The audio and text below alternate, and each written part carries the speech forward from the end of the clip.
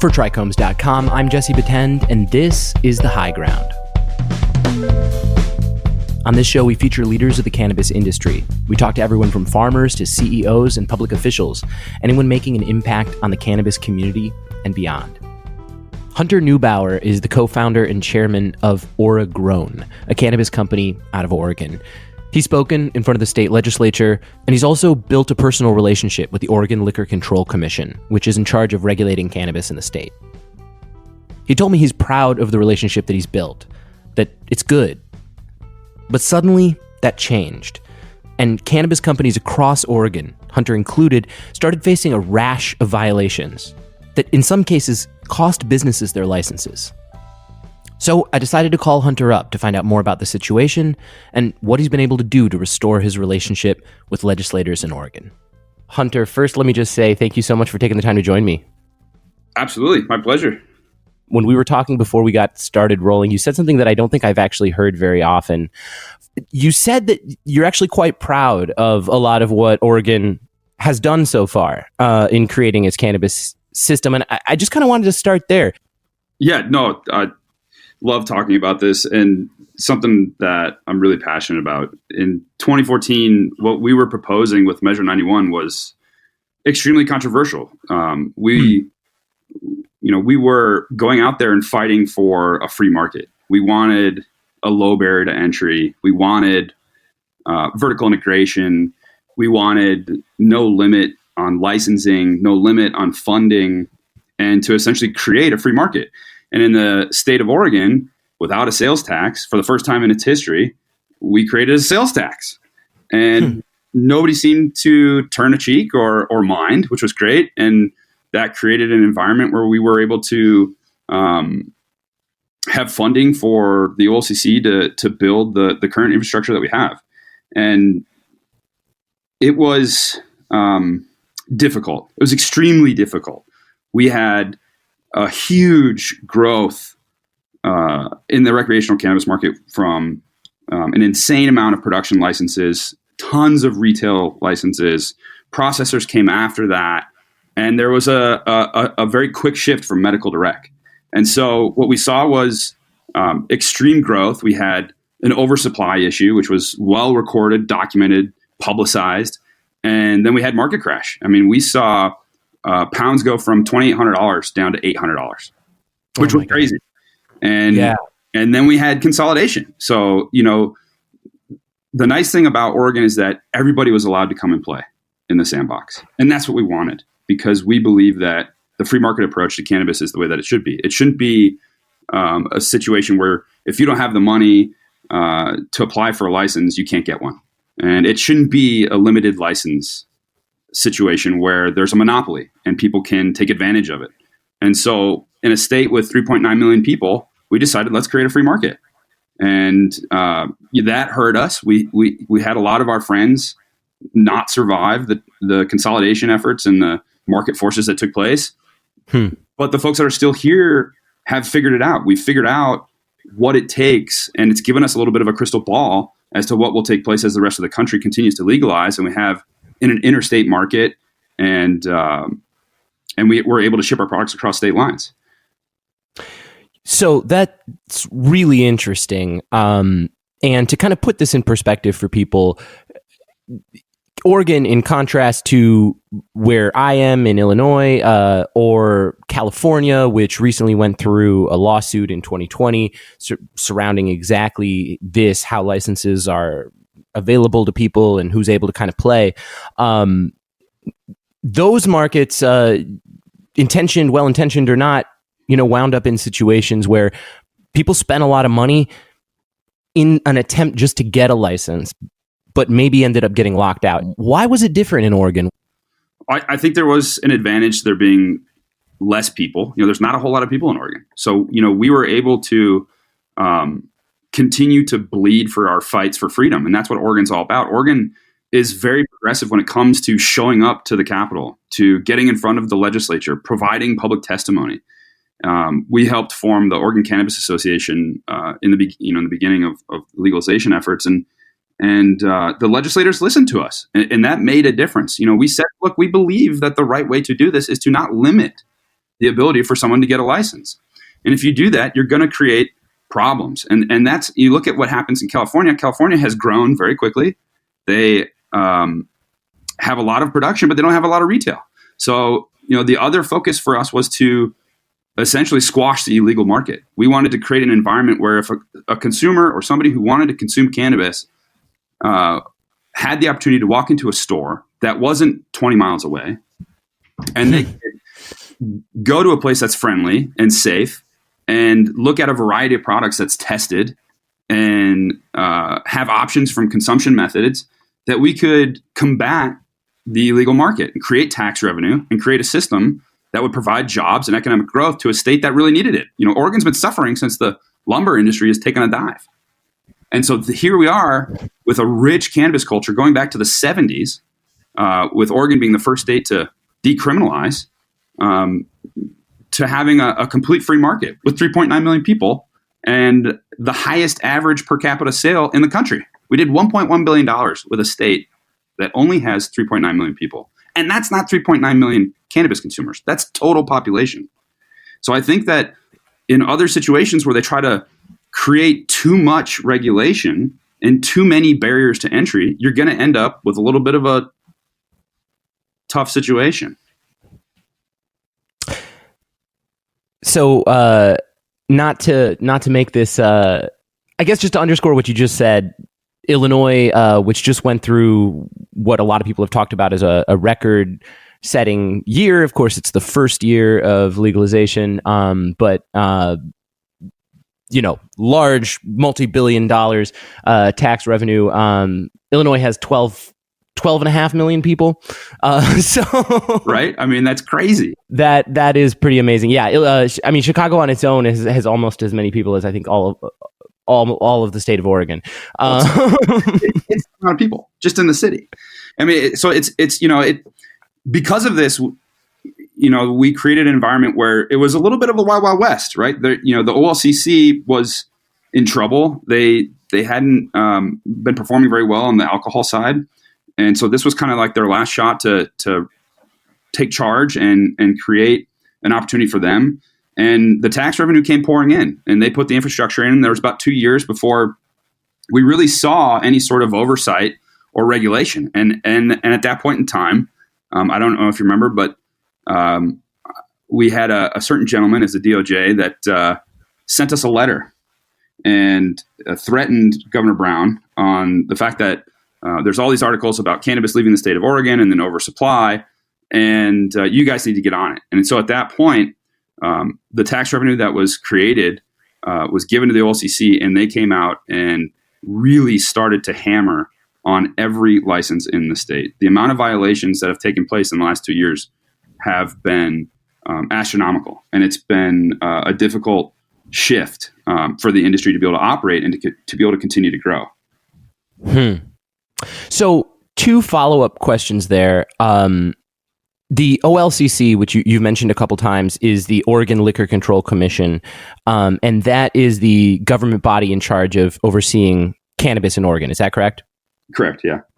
Yeah, and so what is your sort of relationship been like as an industry, not you personally, but between the industry and the OLCC, where did things kind of start?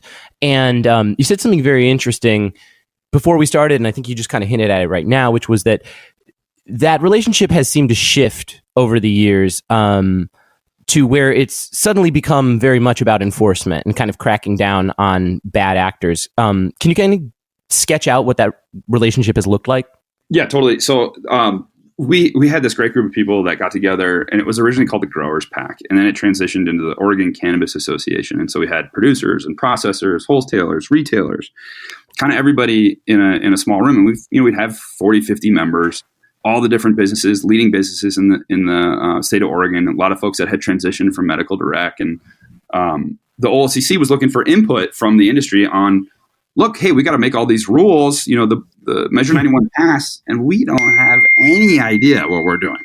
So here we are in a position where we recommended some folks to what was called the original Rules Advisory Committee of the OLCC. So I sat on the Rules Advisory Committee of the OLCC, which was great. So we had a group of people ranging from doctors, lawyers, police officers, industry folks, OLCC leaders, and we all got together and reviewed all of the proposed rules. And it was like 75 pages. So we went from everything to where cameras are placed, how we're going to make transfers, how we're going to track everything, how much product somebody can buy. And we're very involved in the process. And that was the beginning. So that was, 2014, 2015. And to the industry, it was exciting for us to be able to be part of it. We felt honored to have this relationship with the OLCC, which was the regulatory body, to have input and to really have a place in this historical event. And so it started out great. And we had, I've had personal relationships with the executive director, Steve Marks, and folks within the legal side since the beginning. And for the first 2 years, they were good. And then all of a sudden it flipped and violations started showing up everywhere. And it just did not stop. It was just absolutely insane.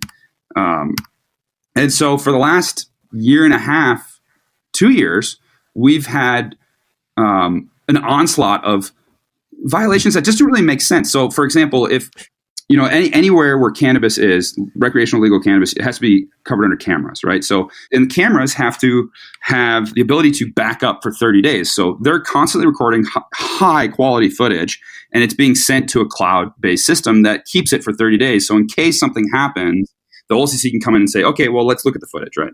If that mechanical device fails and you don't report the failure within the allotted time slot, which can be like an hour.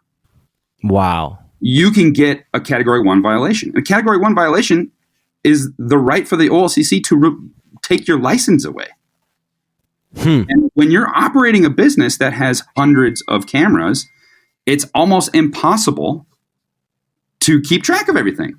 So here we are with a lot of folks that are just trying to run their business, grow their business, do it responsibly, and are ending up with violations and looking at their licenses being taken away, their whole business destroyed. Now, are there bad actors? Yeah, that is taking place.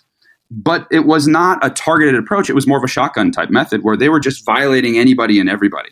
And so this created a little bit of a hysteria, and a lot of companies were very concerned.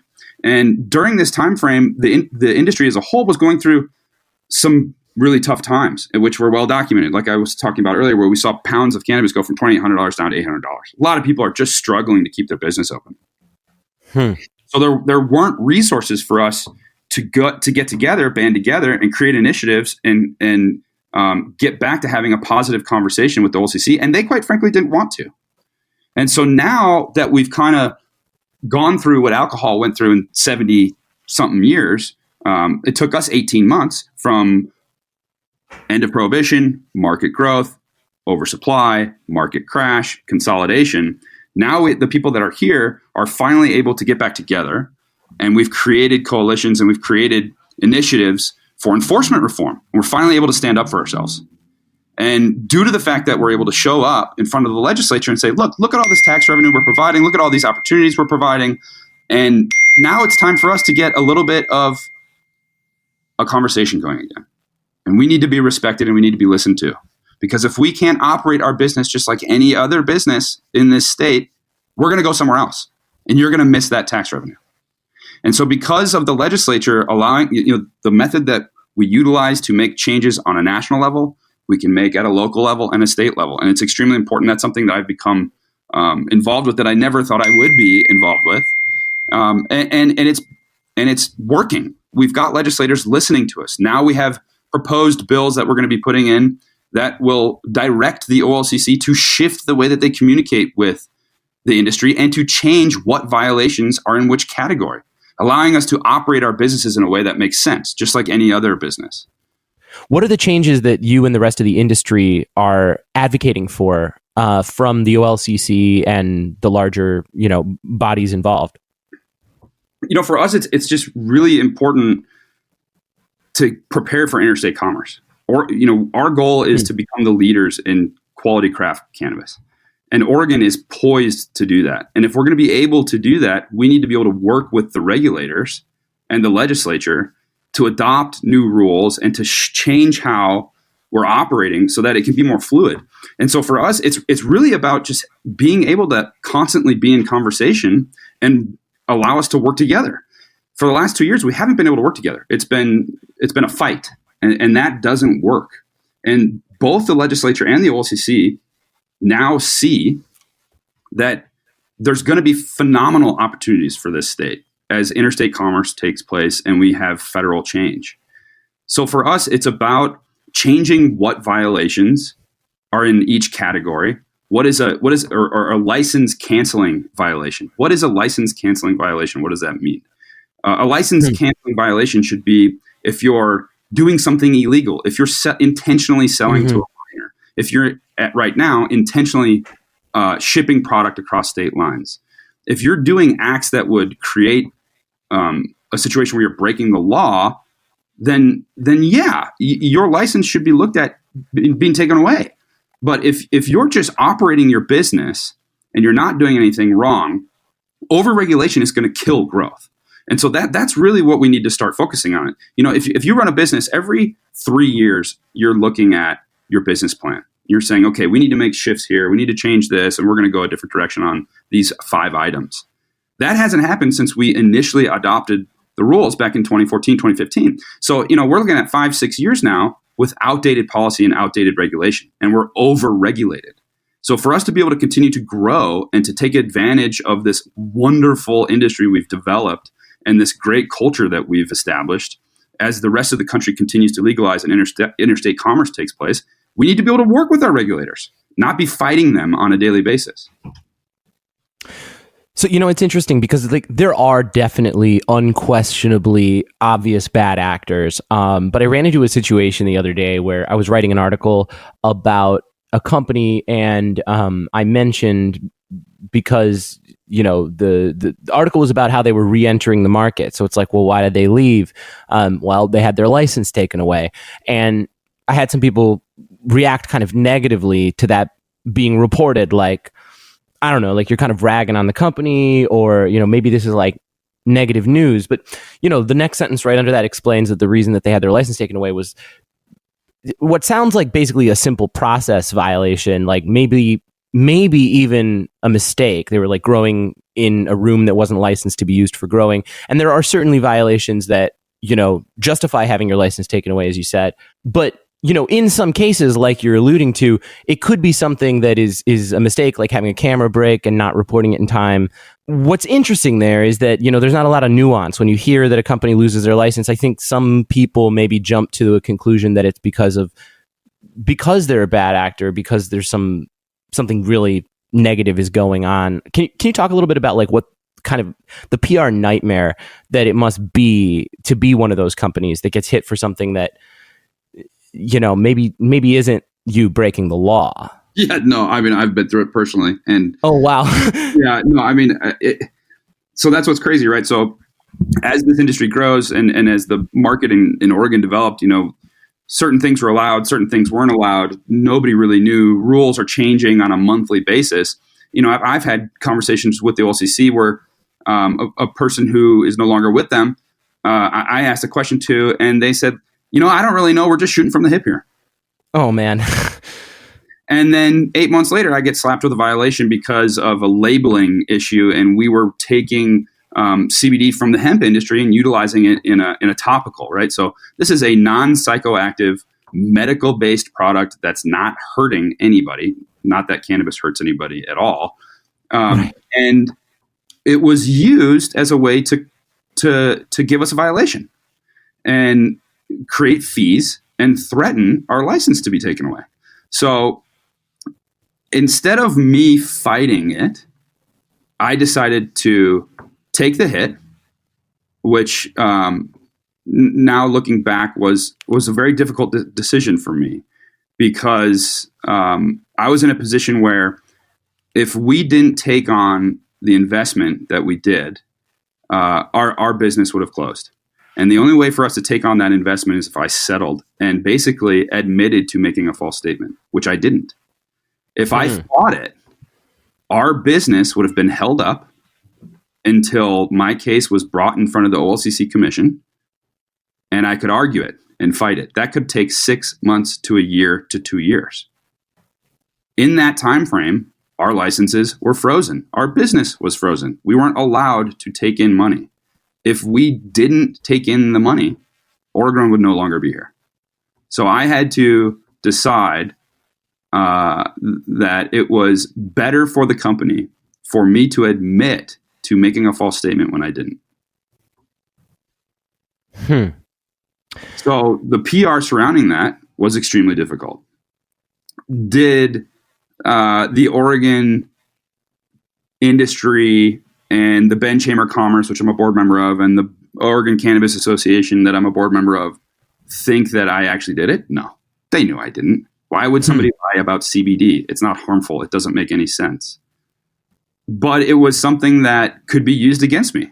And so not only did that affect me personally, but it also affected our company. Another example, we've been creating vape products now for quite some time. And in the process, we utilized a company called True Terpenes. They have botanical terpenes and filling agents and things like that. We were lied to about the ingredients that were in them. And then as the OLCC finds out, after subpoenaing the True Terpenes, they were putting these unwanted adulterants into their products. So I was contacted by the OLCC. They contacted 30 licenses, and we were the only company to give them the information that they wanted. So we did a voluntary recall. There was basically no product in the market, but we did a voluntary recall with the OLCC, and this was just recent. And the verbiage and the PR surrounding that was night and day, because my relationship with the OLCC has been fixed, because I continued to go back and say, look, this isn't the right way. We need to do this. We need to do that. We want to work with you guys, not against you guys. And they worked with us, and they did a great job. And, was it difficult? Could it have affected the business negatively? Absolutely. Did I have to have some difficult conversations? Yeah. But you know what? It's the right thing to do, because it's about consumer safety. And that's what's most important to us. So if there's an issue, then we're going to fix it. And at the end of the day, it's a brand new industry, and nobody really knows what's going on. There's no actual research. Well, there's research in Israel, but there's no credible research done in the United States yet. It's not allowed. People aren't accepting it. So here we are pioneering this and navigating as best we can while trying to do the right thing at every single step. And so the navigating PR has been extremely difficult. Thank God we have Grasslands now. They've been phenomenal. We're so excited to be working with them. And, we look forward to continue to work with them, because it's fun to be able to tell our story. And it's fun to be able to say, look, yeah, of course we've made mistakes, but so does everybody. And our goal is to continue to innovate and to educate and support our communities. And that's what we're going to do. So, a couple of thoughts. First of all, I heard a story recently that just kind of speaks to how perhaps, there's thought obviously put behind a lot of these regulations, but how arbitrary they can sometimes feel, which is, I heard about a company that got in trouble for a labeling violation where the brand had a logo that depicted like a mermaid on the packaging, which was 2 violations, because you're not allowed to depict either animals or humans, and a mermaid violates both. So it's like real silly stuff. Sometimes, I guess the question is, do you have any sense of why that relationship changed? Why did things go south in the first place? Things went south because of a letter from the Department of Justice that showed up on Governor Brown's office when we had an oversupply, and there were articles about Oregon shipping weed all across the country. So that created an environment of hysteria in the regulatory body of the legislature. Everybody got really scared, and the OLCC hired a bunch of investigators, and they employed them to go inspect every license they possibly could as quickly as they possibly could and violate them for anything that comes up.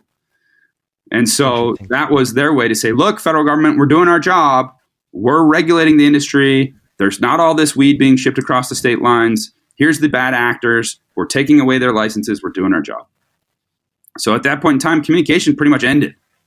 And everybody was very scared, operating in a scared mentality from the industry's perspective.